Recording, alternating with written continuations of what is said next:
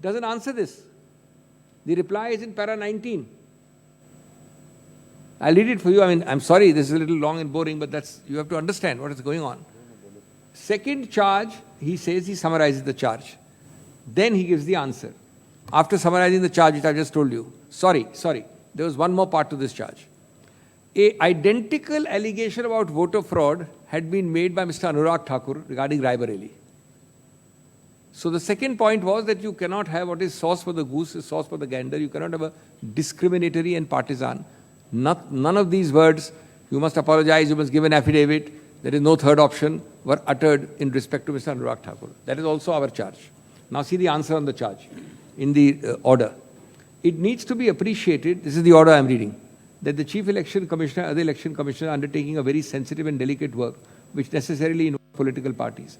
If any allegation is made with regard to the functioning of the Chief Election Commissioner or any other member of the Commission, it is desirable that such allegations or misgivings are dealt with during periodic press conferences which have been taking place for several decades. Nobody is objecting to the...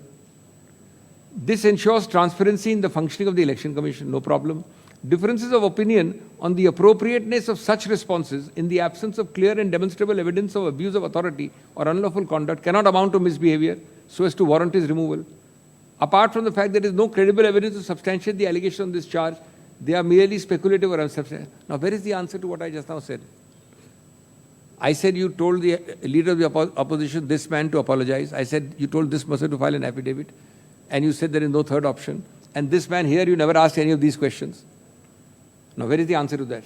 This is the entire charge 3. That's what happens when you don't have a committee of judges. That's what happens when you don't allow this whole parliament collectivity to... Take another example, charge 6.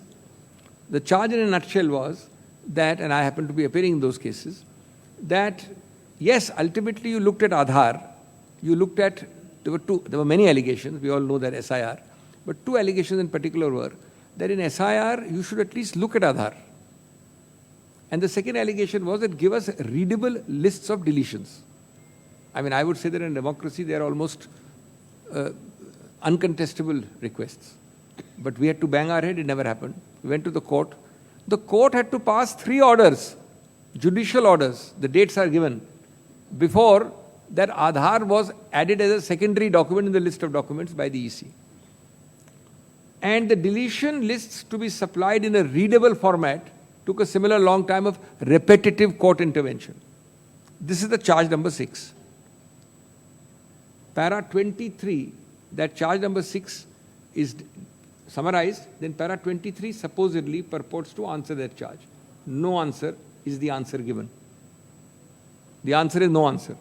The 6th charge is regarding contempt and non-compliance with Supreme Court direction, where it has been alleged that the Election Commission on multiple occasions failed to comply with the direction. Now, nobody is saying that the Election Commission can tell the court, go to hell, I will not comply. Of course, they have to comply. There is no option. They complied. Our allegation was that it took 3 orders and 3 months before they started complying. So, we are showing the conduct of the CEC. And for deletion, similarly, for the, giving a readable copy of deletion list. The material available in the public domain concerning SIR clearly indicate the Supreme Court is presently seized of these issues, including those relating to ongoing revision of electoral rolls. Well settled that in judicial proceedings, particularly those involving the constitutional rights of citizens to be included, the court may issue interim direction which are binding on all concerned. Any alleged deviation is appropriately addressed to the court's established contempt jurisdiction. This is what is known as delightful nothings. Vague generalities. First of all, there is no answer to the 2 points. I give you very specific points. Second, it is wrong because contempt may be valid or fail. Impeachment has no connection with contempt. Impeachment is a process totally distinct. Sub judice may go on or not go on. Impeachment is not a bar there. What is this answer? So SIR will go on for 3 years, or there will be 20 people complaining in courts against this CEC. Parliament cannot impeach him because those pending proceedings are pending. I'd like to see this law. I'd like to be educated. The sovereignty and the integrity of a separate constitutional procedure, independent, autonomous, called impeachment, is sought to be subjected to or subordinated to either sub judice or contempt. There is absolutely never this kind of an approach. There is a 5th point. I'm being very specific. And if there is any answer, if I'm wrong, somebody can tell us. The Supreme Court order, which I read to you in the Yashwant Verma case, has a para 6.2. The 6.2 para says, if I can get it, I'm not very good at these technicalities, but it says that you must consult. I'm sorry, it's here. Yes, it's here. Just give me a second. I have the para because I want to give you the actual para.